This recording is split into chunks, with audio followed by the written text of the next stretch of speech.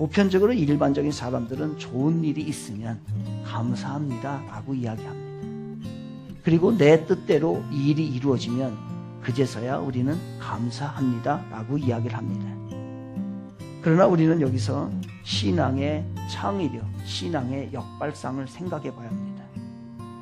좋은 일이 생겼을 때만 감사하는 것이 아니라 자기의 뜻대로 일이 진행되기 때문에 감사하는 것이 아니라 나의 삶이 최악의 상황이 된다 할지라도 우리는 감사할 수 없을까요? 성경에는 이런 인물들이 많이 등장을 하게 되는데 신앙의 창의력을 가진 사람들, 그 중에서도 백미는 아마 오늘 등장하는 욥이 아닌가 생각이 듭니다. 욥이라는 사람이 어떠한 사람이었는지 그에 대한 성경은 이렇게 얘기를 합니다. 온전하고 정직하고 악에서 떠난 사람이라고 얘기합니다. 또 두 번째 보니까요, 이 사람은 엄청난 부자였다고 합니다. 욥은 부자였지만 하나님을 최고로 인정하고 그리고 그는 어떠한 상황이 돼도 감사할 줄 아는 사람이 욥이었다는 거예요. 시련이 시작됩니다. 욥은 하루아침에 자기가 가지고 있던 재산과 자기가 거느리던 그 종들이요 하루아침에 사라져버립니다. 재산 다 날아갔지요. 자식들 다 죽었지요. 이제 남은 건 자기 몸뚱아리 하나뿐입니다. 그런데 이렇게 비참할 수가 있나요? 이렇게 모질 수가 있나요? 이 하나 남은 몸뚱아리마저도 피부병에 걸리고 질병에 걸려서 살 수가 없을 정도로 어려움을 당하게 되는 것이 욥입니다. 20절에 보면 욥이 일어나 겉옷을 찢고 머리털을 밀고 땅에 엎드려 욥은 쾌를 냈어요. 너무 힘들어가지고서 감정이 팍합니다. 그런데 그것으로 끝나는 것이 아니라 무엇을 했다는 거예요? 하나님을 찾아가 예배했다는 거예요. 이 모든 것이 하나님의 일인데 그 슬픔 가운데서도 하나님의 능력을 구하고 하나님의 뜻을 구하고 하나님 앞에 나아가서요 철저하게 예배드렸다는 거예요. 그랬더니 욥이 어떤 축복을 받게 됩니까? 내가 주께 대하여 귀로만 듣기만 하였사오나 이제는 눈으로 주를 배움나이다.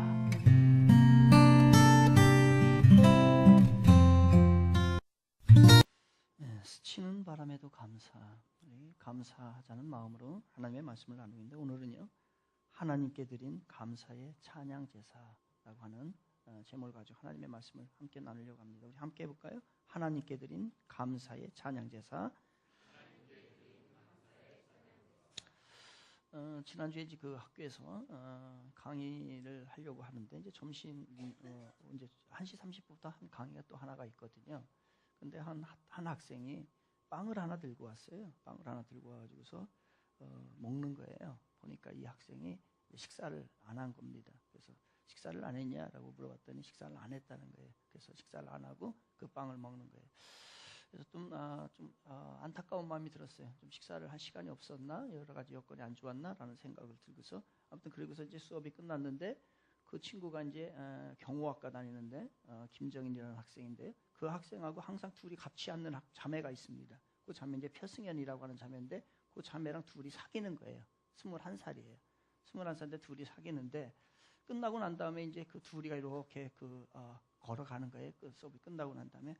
그래서 저 친구들에게 언젠가 제가 조금 하나님에 대해서 복음을 좀 잘 전해야 되겠다 이런 마음을 제가 가지고 있었습니다. 예, 그래서 그 친구들에게 가길래 잠깐 커피 한잔 할 수 있냐고 그래서 커피 좋다고 그러더라고요. 그래서 그럼 밥을 안 먹었지? 그래서 밥을 내가 사줄 테니까 우리 밥 먹으러 가자. 그래서 밥을 먹었어요. 밥을 먹어서 이제 그 밥을 먹으면서 이제 여러 가지 이제 그동안 자기는 이제 궁금했던 일이라든가 또 이제 여러 가지 이야기를 이제 막 나누는 겁니다. 그래서 이야기를 나누다가 결혼에 대한 이야기를 나눴어요. 결혼에 대한 이제 젊은이들 이제 결혼 이야기를 하더라고요. 둘이 이제 교제를 하니까 21살 동갑내기인 거예요. 근데 자기 그 여학생이 이런 얘기를 해요. 자기는 결혼을 안 하겠다는 거예요. 아니 그 남자친구를 사귀고 있는데 그 옆에다 대놓고서 나는 결혼을 하지 않고 나는 앞으로 결혼이 원치 않고 동거를 원한다는 거예요. 이게 무슨 말일까? 그래서 이제 궁금해졌어요. 굉장히 궁금하고 당황스러웠고 진짜 이게 뭐 그 몽둥이로 뒤통수를 한번 탁 맞은 기분인 거예요.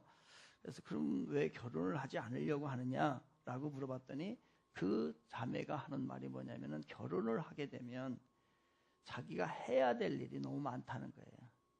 시댁에 모임이 있으면 가야지, 시댁에 문제가 있으면은 자기가 도와줘야지, 그리고 시부모들이 시댁에서 문제가 있으면은 그 어려운 문제를 자기가 해결해 줘야지요.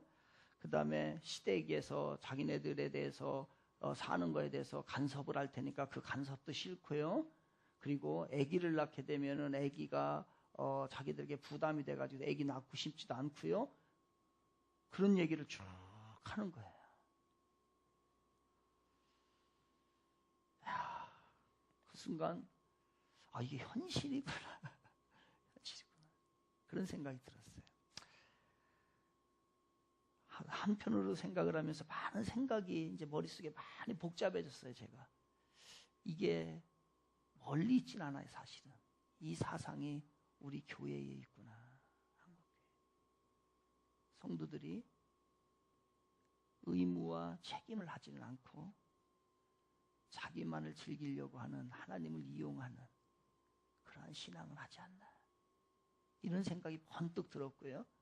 또 하나는 이 아이의 이 마음을 어떻게 이렇게 갖게 됐을까, 그리고 이 아이의 마음을 어떻게 잘 고쳐줄까 라고 하는 생각을 했습니다. 그래서 여러 가지 이야기가 해주고 싶었지만은 다 이야기는 할 수 없고 결혼하면은 좋은 점에 대해서 이야기를 해줬어요. 첫 번째, 결혼하면 왜 좋아요? 결혼하면 제가 그래서 했어요. 결혼하면은 만약에 시댁이 부자면 그 재산 네 거야. 그랬어요. 그랬더니 이 자매가 형제를 딱 쳐다보는 거예요. 형제를 쳐다보면서 이제 돈 있냐 이거지. 돈 있냐 니네 집에. 그래서 그렇다는 거예요. 또 하나, 만약 결혼을 하게 되면 내가 혹시나 어려움을 당하게 되면 다른 형제, 자매, 또 관계된 친척들이 서로 같이 어려움을 함께 해준다. 그것이 굉장히 인생에 크다라고 얘기해 줬어요. 그랬더니 고개를 끄덕끄덕거려요.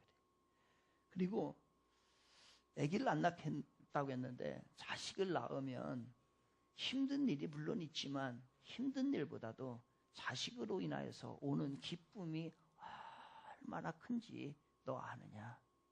그래서 제 핸드폰에 있는 사진을 딱 보여줬어요. 누구예요? 제 딸.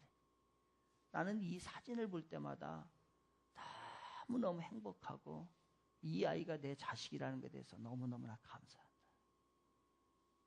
그런 마음을 했어요. 또 네 번째, 늙어서 혼자 사는 것보다는 함께 어렵고 힘들더라도 함께 손잡고 살아가는 것이 얼마나 큰 행복이겠냐 라고 하니까 자기도 그거는 그렇게 생각을 한다는 거예요. 그래 고개를 끄덕끄덕 그래요. 이 이야기를 해주면서 제가 결혼은 분명 좋은 점도 있고 나쁜 점도 분명히 있다. 분명히 두 가지 다 있습니다. 그러나 나쁜 점을 보게 되면은 불행하게 되고 하고 싶은 마음이 없어지고 좋은 면을 보게 되면은 행복한 결혼 생활을 할 수 있습니다. 라고서 이야기를 해줬어요. 그랬더니 그제서야 결혼이라고 하는 것이 좋은 점이 무엇인가에 대해서 다시 발견했다라고 이야기를 하더라고요. 우리의 인생길에는요, 좋은 일과 나쁜 일이 함께 있습니다. 언제나 좋은 일만 일어나지 않아요. 좋은 일만 일어나는 순간에도 나쁜 일이 또 함께 일어나게 됩니다. 좋은 일과 나쁜 일, 행복한 일과 불행한 일, 밝은 날과 어두운 날이 항상 함께 있는 것이 이것이 인생입니다. 이런 인생 가운데에 어떤 사람들은 자기의 시야를, 자기의 마음을 밝은 쪽에다가 두고 바라봅니다. 그런데 어떤 사람은 같은 사건이 일어나도 밝은 쪽을 바라보지 못하고 어두운 쪽, 잘못된 쪽, 불행한 쪽을 바라보게 됩니다. 그렇기 때문에 어두운 쪽을 바라보는 사람들은 항상 불평이라고 하는 것이 나오게 되는 것이고, 그 어두운 것이 있음에도 불구하고 밝은 쪽을 바라보게 되면 그 다음부터는 감사한 마음이 우리 가운데 생기게 되는 겁니다.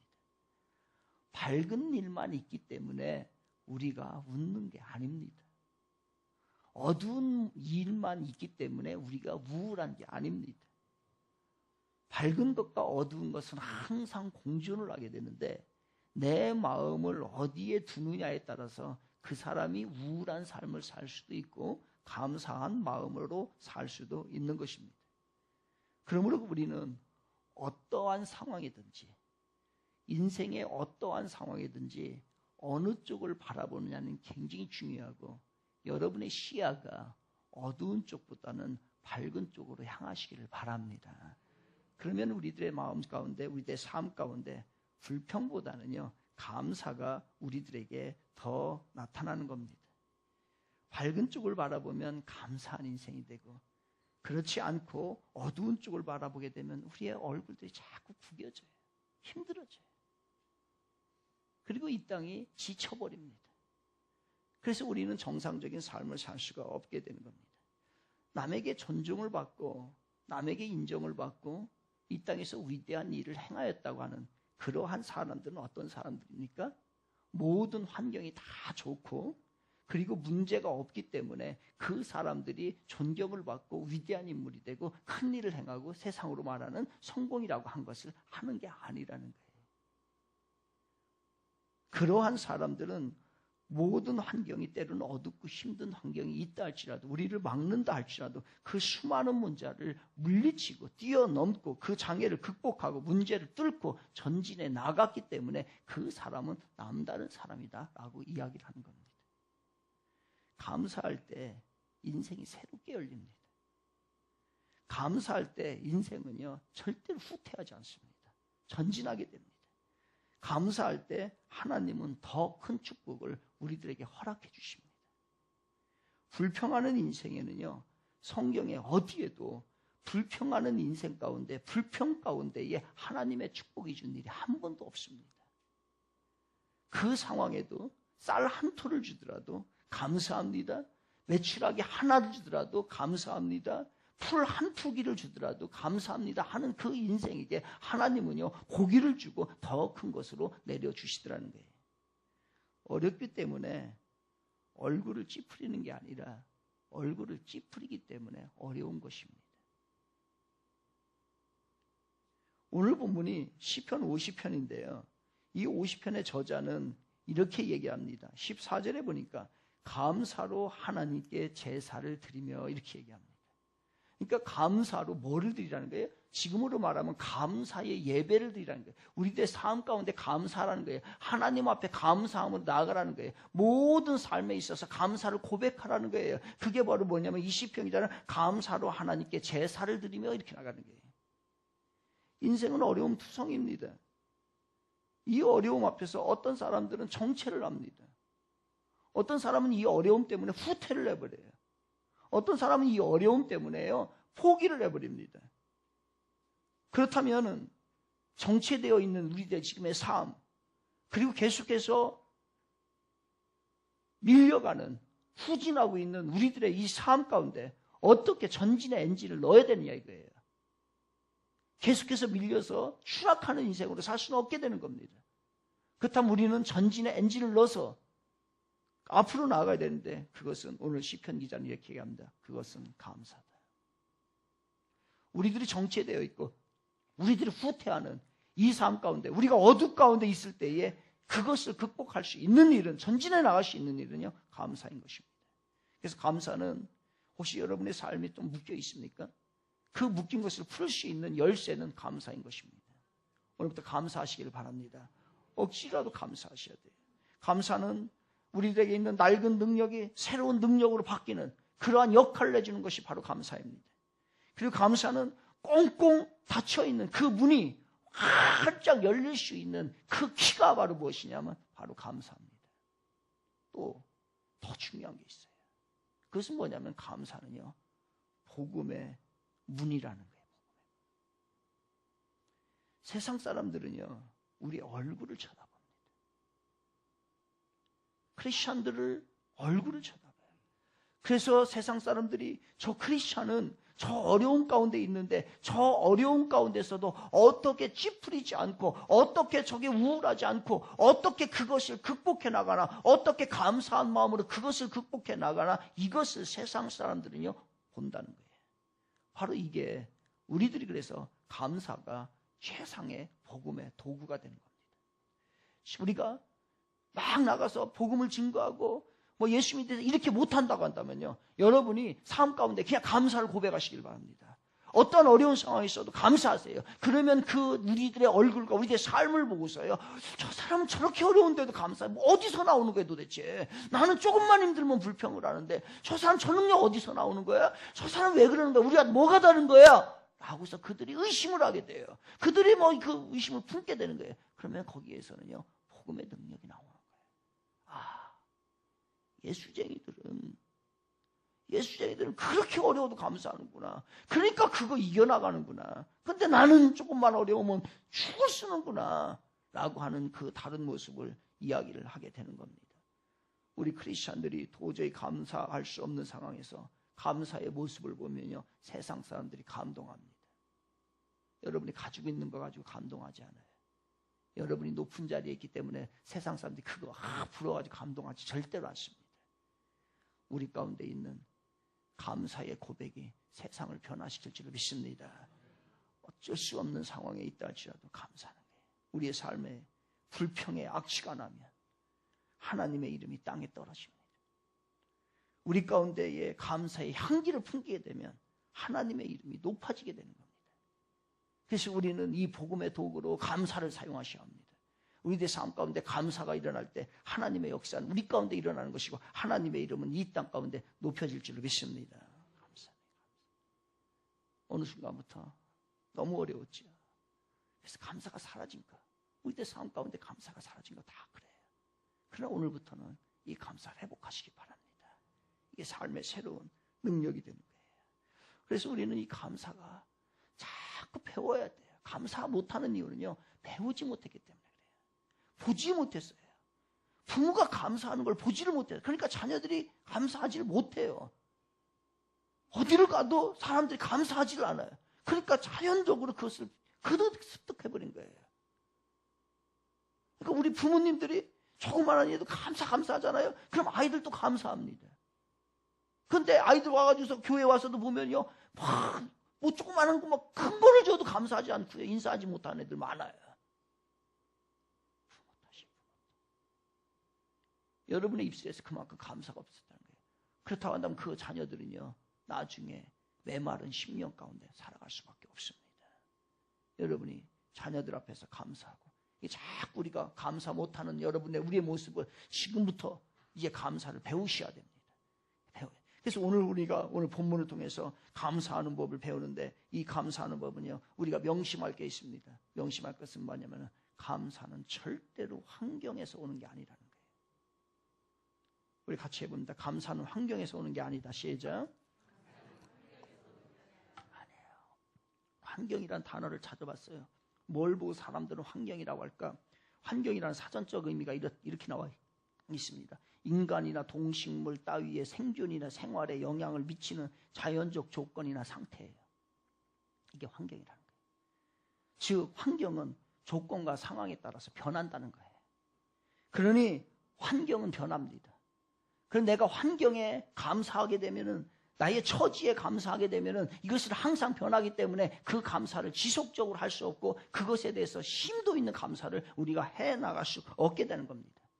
그런데 대부분의 사람들은 환경에 초점을 맞춥니다. 내 환경이 좋으면 감사하고 환경이 나쁘면 감사하지 못하고. 그런데 우리들의 환경이 너무너무 안 좋아요. 어느 순간부터인가 우리나라 전체적인 환경이 다 폭락하고 있습니다. 지금은 우리나라 전부 다 병 걸려버렸어요. 지금 우리는 최순실이라고 하는 병이 우리 국민을 지금 다 사로잡고 있습니다. 이게 일종의 정신병이라는 거예요. 이게 무기력이라는 거예요. 이제 일어나기가 우리 어떤 심리학자는 얘기합니다. 우리나라가 정말로 이 무너진 심리가 일어날 수 있을까? 이 최순실병에서 일어날 수 있을까? 1980년도부터 우리나라 경제는 하락하기 시작해가지고서요. 엄청난 불경기와 엄청난 어려움 가운데서 계속 있습니다. 이 환경을 보게 되면은 한 사람도 우리나라 국민 가운데는 감사할 수 있는 여건이 이 사람 아무도 없어요. 환경을 보게 되면 돈에 흔들립니다. 돈이 많을 때는 감사하고 돈이 없을 때는 불평하게 돼요.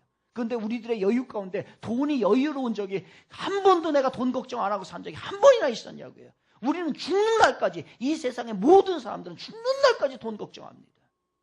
그러니 우리는 감사가 잃어버리게 되는 거예요. 사람에 흔들립니다.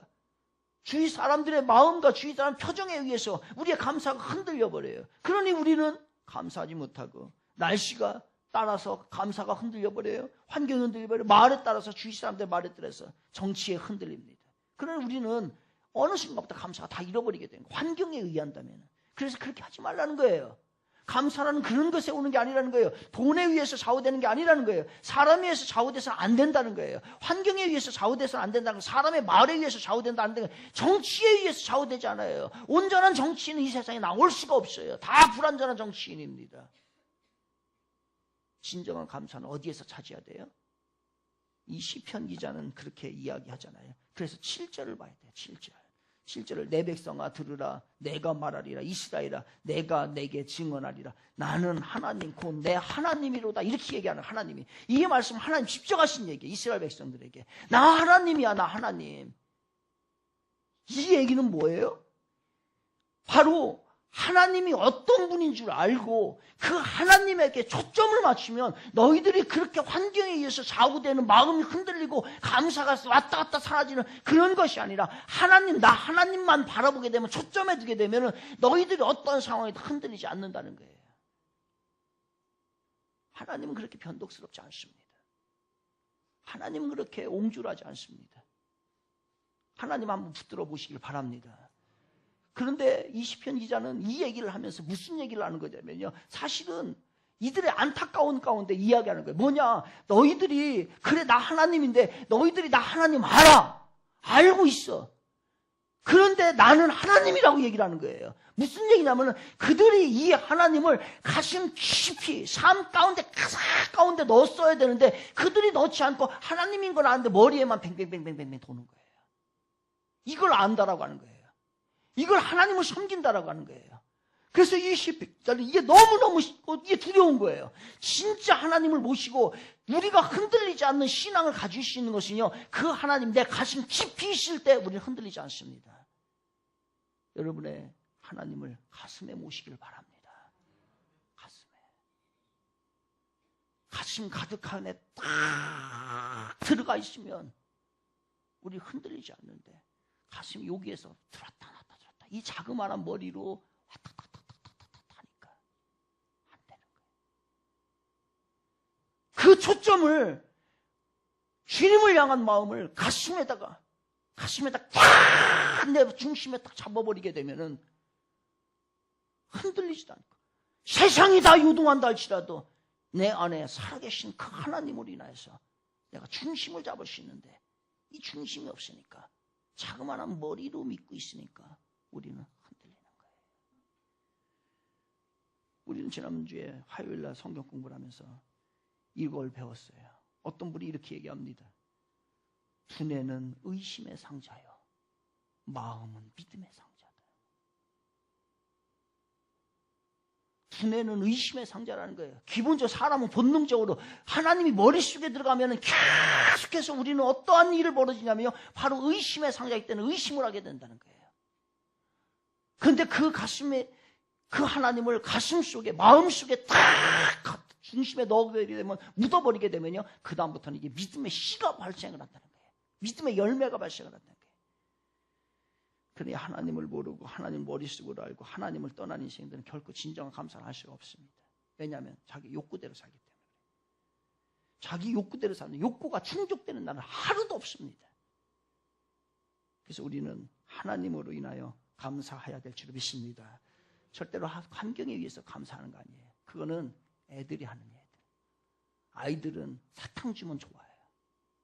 그런 것처럼, 그런데 우리들의 크리스찬들이 그게 아니라 하나님을 가슴속에 모신 그것으로 인하여 우리의 삶에서는 진정한 주님 감사합니다.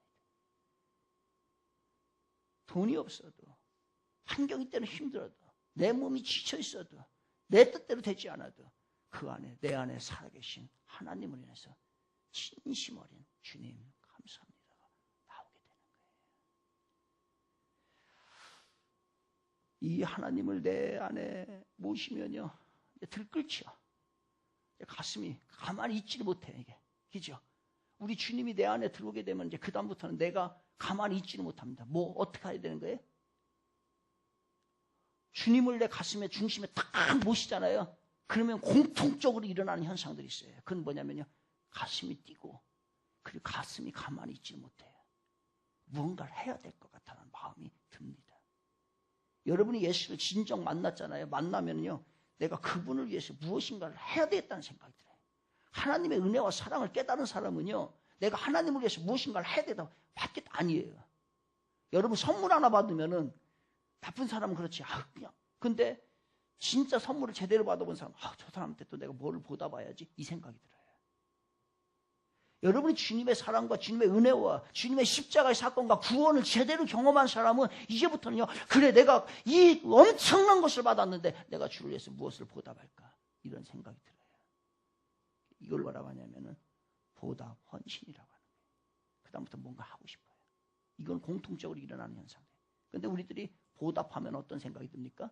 보답하면 대부분이 내가 주를 위해서 헌신해야지, 주를 위해서 봉사해야지, 주를 위해서 내가 무엇인가를 보답해야지 라고 하면은요, 우리는 물질이 생각이 납니다. 물질이.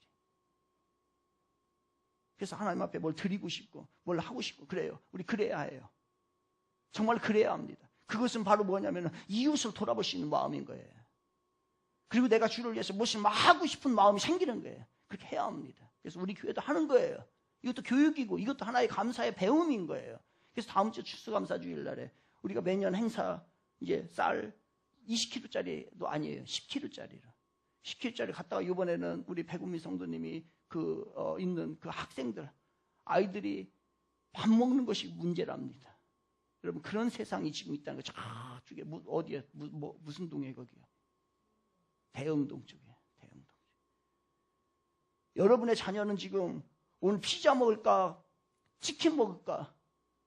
이거를 고민하고 에이 모르겠다 2개 다 시키자 이렇게 하지 반은 남기는 실정인데 저 아이들은 지금 오늘 밥을 제대로 먹고 배가 부를까 안 부를까 이런 아이들 편부모에 사는 아이들 역기능에 사는 아이들 저기 할머니 할아버지하고 함께 사는 아이들이 그쪽에 대흥동에 많다는 거예요. 어떻게 할까요 여러분? 테크노에는 그런 사람 없어요. 어떻게 할까요? 그래서 우리가 그 아이들에게 최소한의 싹 주자. 그래서 우리가 이제 10kg씩 다음 주에는요, 우리가 추수감사되면 일반적으로 과일을 가져오는데 저희들은 과일 가져와 보니까 그 많은 과일을 소모하기가 별로 그렇게 효용성이 없더라고요. 저희들 그래서 몇 년 전부터 우리 교회는 이제 가정별로 쌀을 가져오는데 이번 주에도요, 쌀을 다 주문하시고 아니면 들고 오시고 또 혹시나 이제 또 어디에 농사를 지은 사람이 있으면 10kg씩 가져오는데 이번에는요, 우리가 이제 매년 조금 이제 진보적으로 나갔으면 좋겠다라는 생각을 합니다. 그래서 여러분들의 자녀 있죠, 자녀. 20kg짜리 하지 마세요. 10kg면 충분합니다. 그래서 10kg짜리를 자녀 있는 사람, 자녀 이름을 사무실에서 이름표를 준비를 해놓을 거예요. 그러면 거기에다 하트 모양을 해서 이름표 누구 하면 이제 사무실에다 접수하시기 바랍니다. 우리 자녀 누구누구 이름으로 해가지고서 10kg짜리 다 구하세요. 자식이 2명이면 몇 포? 2포. 자식이 3이면 3포. 저런 집은 축복받은 집 아니요. 3포씩이나 갖다 하나님 앞에 드리니. 그래서 다 갖다가 하나님 앞에 이름을 써가지고서 하나 드리고서 그래서 올해는 목표가 몇 포냐면은 150포 했으면 좋겠어요. 150포. 근데 150포 나올 수 있겠지만은 나올 확률이 안 나올 수도 있어요. 150포. 150포를 해야 되는데 150포가 안 될 수 있어요. 그런데 목표는 150포예요. 어떻게 할까요? 곽 장로님 어떻게 할까요? 누가요? 우리라고 하는 거는? 그렇죠. 제가 저 말이 나오길 바랬어요. 장로님들이 채우세요. 그거 몇 포 안 돼요. 50포 해봐야 얼마예요? 그 정도가 돼야지. 150포가 안 되면 장로님들이 세 분이서 뭐 몇 포 부족하다 해가지고 다 채워요. 네. 저 정도 스케일이 돼야 뭘 하지. 그래서 여러분들은 자녀의 이름대로요 하세요. 혹시 숨겨놓은 자식 있으면 그것도 이제 그 자식도 해야 되겠또. 그건 무명으로 해, 무명으로. 그래가지고 다 조사해가지고서 몇인가를 그렇게 해가지고서 우리 해서 우리들의 자녀는 배부르게 먹어요. 그렇습니다. 그러나 굶는 자가 있다는데 그들에게 하고 우리가 늘 절기가 되면 죄송스러워요. 헌금 봉투를 미리 드리는 것에 대해서 참 이게 어떻게 생각할까 하는데요. 그것도 우리가 교육입니다. 그래서 미리 드리는 거 미리 한 주간에 하고요. 그것을 해서 이웃을 돕고 우리 하나님의 나라를 살리고 하는 일에 우리가 쓰임을 받는 겁니다. 이게 바로 보다 하나님을 만나고 하나님을 사랑한 자들이 해야 될 그러한 마음인 거예요. 그런데요, 물질을 보답하는 것보다 더 중요한 거 있어요. 물질 보답은 그렇게 안 중요합니다. 진짜 여러분이 주님을 만난 사람이 보답해야 할 게 있어요. 뭘까요? 여러분은 주를 위해서 무엇으로 보답하세요? 주님의 이름으로 주님의 핏값으로 구원받은 자가 보답해야 될 것이 있는데 그 보답은 무엇으로 해야 돼요? 이 시편 기자는 그것을 얘기하는 거예요. 쌀은 물질의 보답은 기초적인 거예요. 기초적인 거. 이거 해놓고서 다 했다. 올 한 해에 내가 감사하는 다 했다. 아니에요. 진짜 이 시편 기자가 하고 싶은 말은 뭔 거예요? 여러분은 무엇으로 하나님 앞에 보답해요? 그 이야기를 14절에서 얘기하잖아요.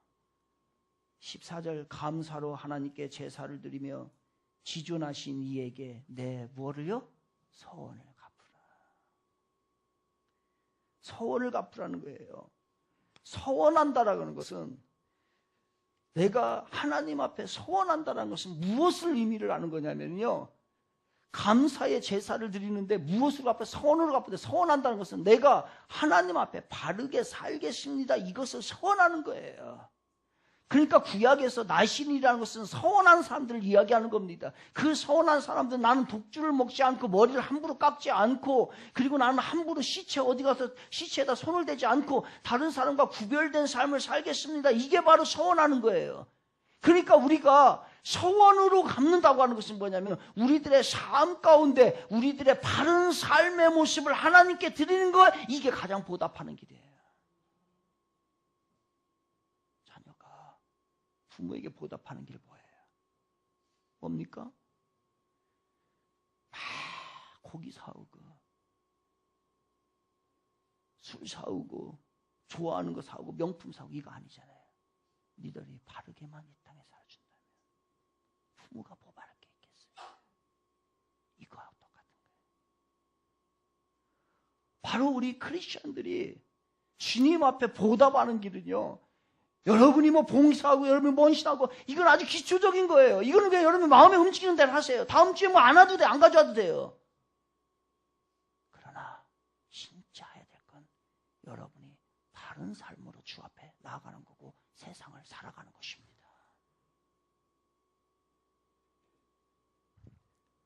지금 한국교회의 문제점이 뭡니까?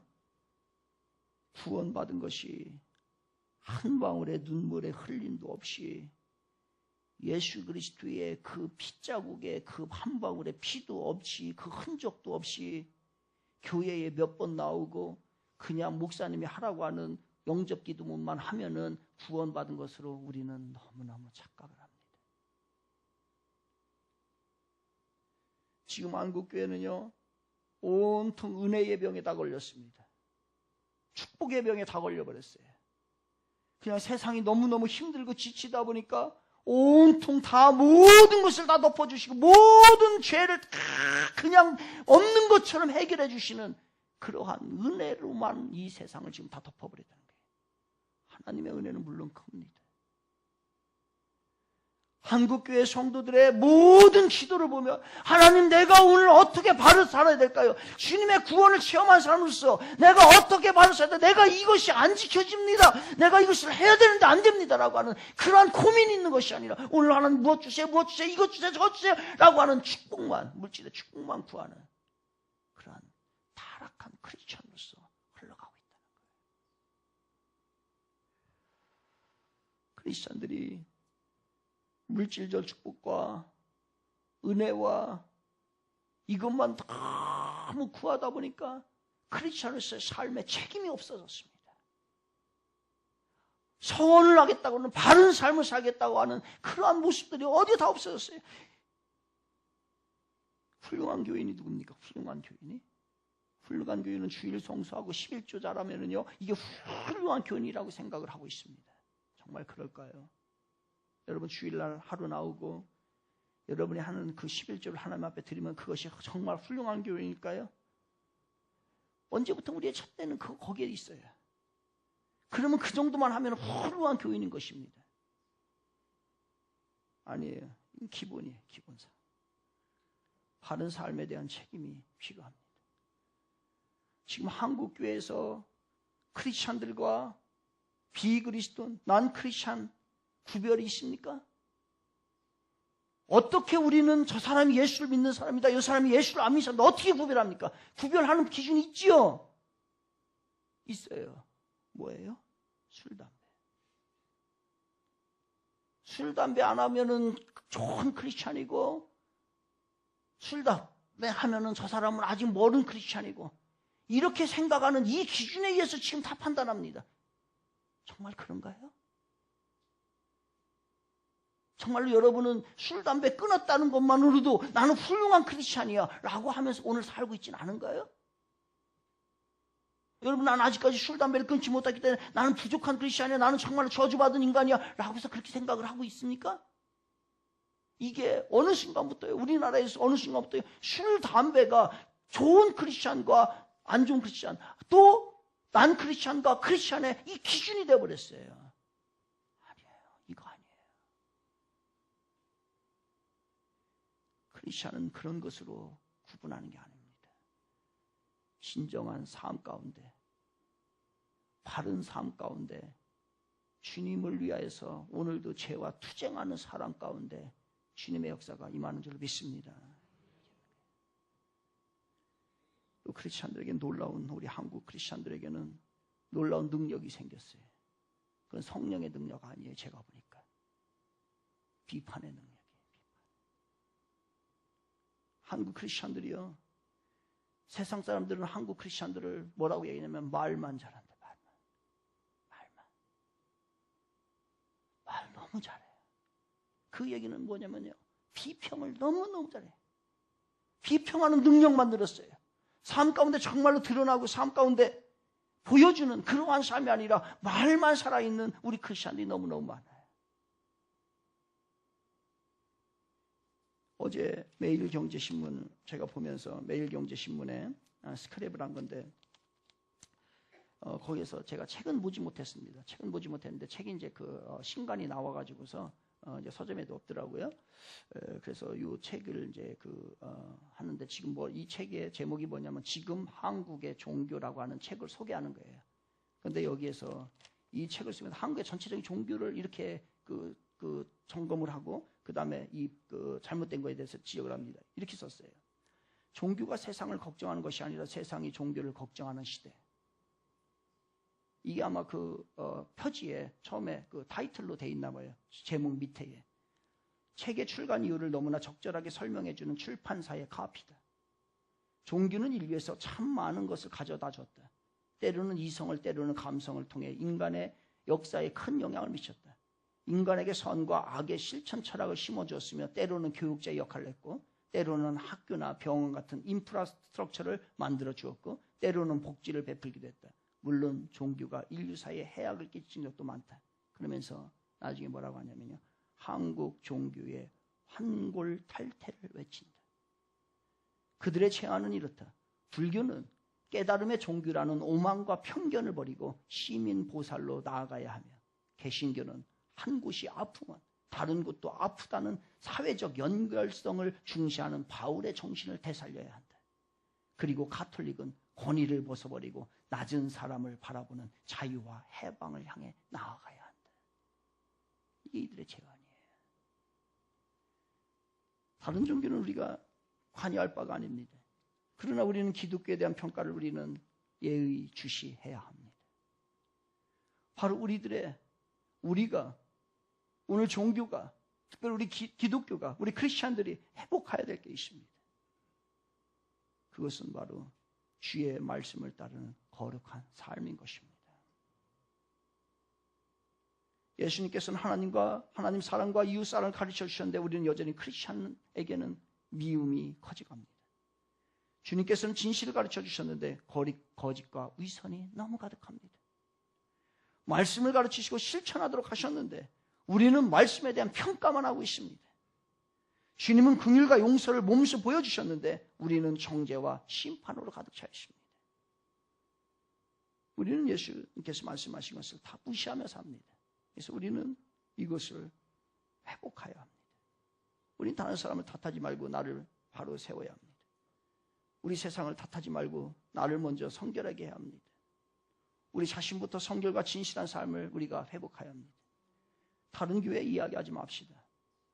우리 교회부터, 우리 청지기 교회부터, 나의 있는 이 신앙의 이 자리부터 진실과 성실이, 거룩이 회복되는 삶이 이루어지기를 바랍니다. 저는 목사에게 교회가 커진다는 것은 무엇을 의미할까라고 고민을 해봤습니다. 목사에게 교회가 커진다는 건 무엇을 의미할까? 세상 사람들이 참 목회 잘한다, 훌륭하다, 다른 목사들의 부러움을 받는 그것이 바로 교회가 커진다라고 하는 의미일까? 아무 쓰잘데기 없는 겁니다. 목사에게 교회가 커진다는 것은요, 목사를 바라보는 시선이 많아진다는 뜻입니다. 저를 바라보는 시선이 얼마 몇 명 안 되었다가 이제는 저를 바라보는 시선이 너무너무 많아져서 제가 함부로 생활할 수 없고 함부로 행동할 수 없다는 것을 의미합니다. 우리 청지기 교회가 커진다는 것은 무엇을 의미할까요? 우리 청지기 교회를 바라보는 시선이 많아졌다는 겁니다. 크리스찬이 되었다는 것은, 여러분이 예수를 믿는다는 것은 무엇을 의미합니까? 그것은 세상 사람들이 우리를 보고 있다고 하는 것입니다. 이제는 우리는요, 죄와 전쟁을 해야 합니다. 전투를 해야 합니다. 피 터지게 우리는 그 전체와 싸워나가야 합니다. 그래서 우리는 나에게 있는 죄로부터 떠나야 하고, 음란의 죄를 떠나버려야 되고, 비난의 죄를 떠나버려야 되고, 미움의 죄를 벗어버려야 되고, 교만한 마음을 깨부셔야 되고, 이기적인 마음과 오늘도 우리는 치열한 투쟁을 해야 합니다. 이래야 우리가 오늘 조금이라도 설 수 있는, 우리는 당당해질 필요가 있습니다. 어떤 사람이 당당한가요? 그 당당해지는 사람은요, 바로 거룩한 사람은 당당합니다. 거룩하지 못한 사람은 당당할 수가 없어요. 숨어버립니다. 사람 앞에 나올 수가 없습니다. 자기의 것이 드러날까 봐. 그런데 저도 오늘도 결심하고서 한 주간에 이 말씀을 보면서 결심하고, 그래 교만하지 말아야지, 그래 이기적이 살아야지, 그래 주님의 그 거룩한 말씀대로 살아야지 라고 하면서 다짐하고 결심하고 다짐하고 결심합니다. 이거 오늘만 했겠어요? 이번 한 주간만 했겠어요? 어떻게 보면 제가 예수를 만나고 난 다음부터 계속 이 피 터지는 전쟁을 계속하고 있습니다. 그런데 저는 그 결심을 하고 결심을 할 때마다, 하고 난 다음에 제가 느끼는 건 뭐냐면요, 나의 연약함이에요. 안 돼요. 결심을 해도 내가 이제는 진실하게 살아야지 라고 하는데 그 진실에서 어느 순간 또 벗어버려 있습니다. 내가 오늘 베푸는 삶을 살아야지, 내가 내 이웃을 돌봐야지, 내가 교만하지 말고 겸손해야지, 내가 남을 비난하지 말아야지, 내가 있는 잘못된 습관 중독으로부터 벗어나야지 라고 생각을 하면서도 그런데 그걸 수없이 결단하고 수없이 또 그렇게 하겠다라고 해서 다짐해보지만은 어느 순간에 또 그 자리에 가 있는 것이 우리의 모습이에요. 그럴 때마다 우리는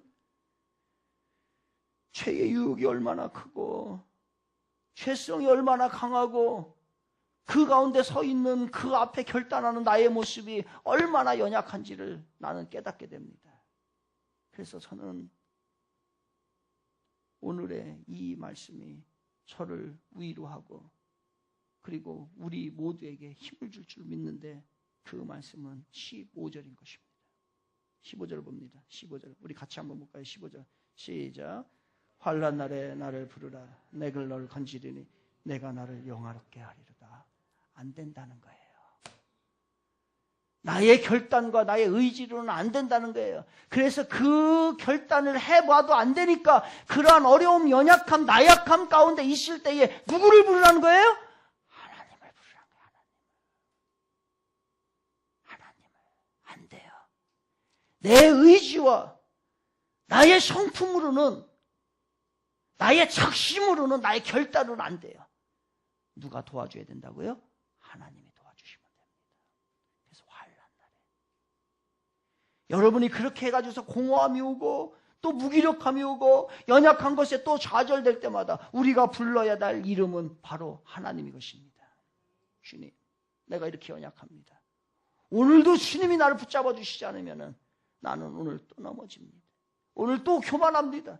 또 나만을 위해 삽니다. 나만 또 여전히 이기적입니다. 오늘도 나는 죄 가운데, 이 중독 가운데 내가 살아갈 수밖에 없습니다. 라고 하는 고백을 우리가 하게 됩니다. 그래서 환난 날에 나를 부르라. 여러분, 부를 이름이 있어야지요. 부를 이름이. 여러분이 진짜 어려울 때에 부를 이름이 있으셔야죠. 여러분이 죽은 다음에 천국 갈 때에 부를 이름이 있어야죠. 구원자 이름이 있어야죠. 이름이 있어야 돼. 이름이 있는데 이름을 모르고 누가 구원해 줄지 모르는 거예요. 조상이 누가 구원해, 이름을 부를 수가 없는 거예요. 불러도 나타나지도 않아요. 석가모니를 불러보세요. 거기에 나타나나 그분이. 부를 예수의 이름이 있어야죠. 여러분 진짜 힘들 때에 주여라고 부르시기 바랍니다. 기도하세요. 기도. 그럼 환난 날에 나를 부르면 내가 뭔다고요? 내가 너를 건져준다는 거예요. 건져준다. 안 불러. 지난 여름에 비가 막 아침에 안 오다가 저녁에 비가 온 거예요. 그랬더니 주빈이가 비 쫄딱 맞고 왔어요. 그랬더니 엄마한테 한 방 막았지. 뭐라고요? 전화하지. 전화하면은 엄마가 우산 가지고 갈 텐데 그 비를 내가 다 맞고 왔어. 우리가 그렇지 않나요? 어려우면, 환난이 오면은, 위기가 있으면, 문제가 있으면 주님의 이름을 불러 와서 기도해요. 기도. 그럼 우리 주님이 어떻게 한다는 거예요? 건져준다는 거예요. 우리 주빈이 같이 바보짓 하지 마세요. 왜 그 비를 쫄딱 맞고 오냐고. 누구라도 전화하면은 어떻게든지 그거를 해결해 줄 텐데 부모가 그거 해결 안 해주겠냐고요. 무슨 상황이라죠? 바로 환난 날에 지금 국가적인 위기 상태입니다. 여러분 국가를 위해서 뭐를 하세요? 어제 80만 명이 100만 명이 촛불을 들었답니다. 그러나 저는 이 나라 위기 상황에 기도의 촛불을 드시기 바랍니다. 이 나라를 위해서 한번 우리 진짜 눈물을 흘리며 기도 한번 해봅시다. 이거 사람이 하는 일입니까? 사람 하나 바뀐다고 우리나라 바뀔 것 같아요? 저는 지금 이 위기 상황이 크리스찬의 진가를 나타낼 기회라고 생각을 해요. 바로 지금은 인재가 필요해요. 어떤 인재요? 기도의 인재. 나라를 위해서 기도할 인재가 필요한데 바로 지금이 숨어서 곳곳에서 기도, 우리 교회 가운데 기도원에 들어가서 이 나라를 위해서 기도하면 우리 주님이 살려주실 거예요.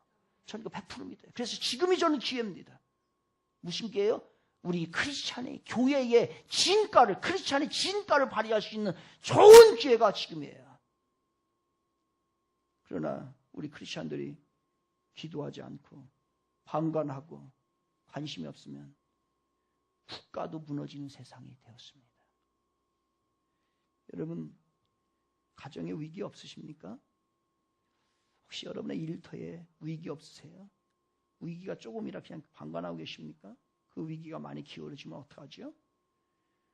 여러분의 개인에게 위기 없습니까? 우리 청지기 교회는 위기가 없을라나요? 이런 위기를 해결할 수 있는 방법은 주님의 이름을 붙잡고 기도하는 겁니다. 기도하세요. 여러분의 자녀를 위해서 기도하시기 바랍니다. 그 위기 어려운 가운데 부를 이름이 있어야 돼요. 부를 이름. 그랬더니 내가 너를 건져주리라. 내가 나를 영화롭게 하리라. 너무 위대한 말씀이잖아요. 감사절에 주의 이름 붙잡고 감사하시고 그리고 주의 이름을 부름으로 새로운 인생으로 다 전환되는 귀한 은혜의 삶이 되시기를 주님의 이름으로 축원을 드리겠습니다.